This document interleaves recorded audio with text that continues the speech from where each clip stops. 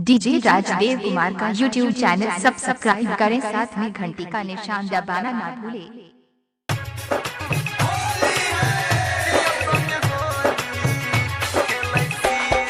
DJ Rajdev Kumar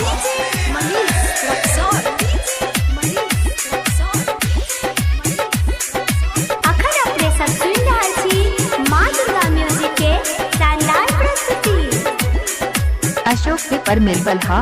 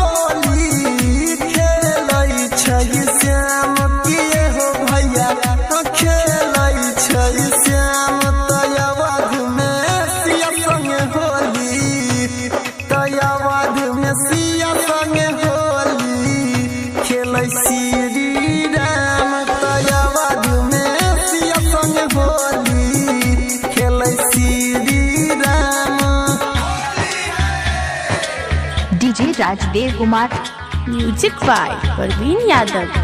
Ashok से पर मिलबल हा डीजे मनीष रक्सौल।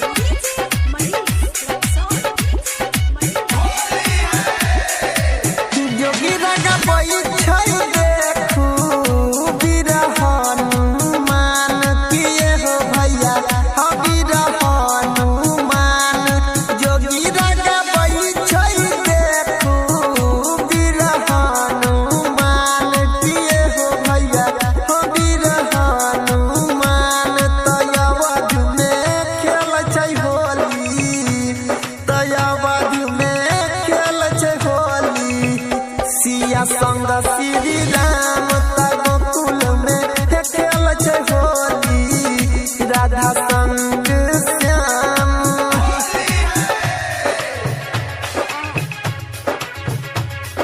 डीजे राजदेव कुमार अशोक से पर मिलबल हा डीजे मनीष रक्सौल।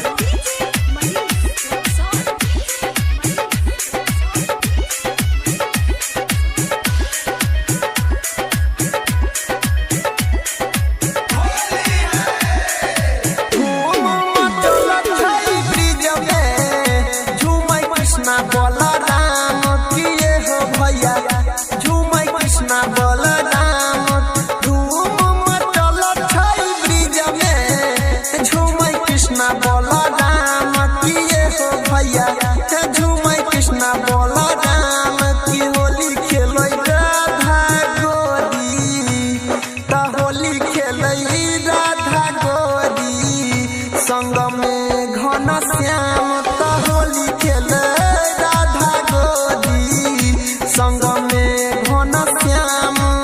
अभी आप सुन रहे हैं तेनवाही से मां दुर्गा म्यूजिक की प्रस्तुति।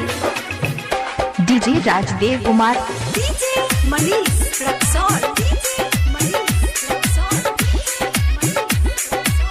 अशोक से पर मिलबल हा म्यूजिक बाय परवीन यादव। गायक अनिल करैया सबटा बखान किए हो भैया, सबटा बखान। राइटर रमेश करैया सबटा बखान किए हो भैया, सबटा बखान। तयवध में खेल छै होली, तयवध में खेल छै होली।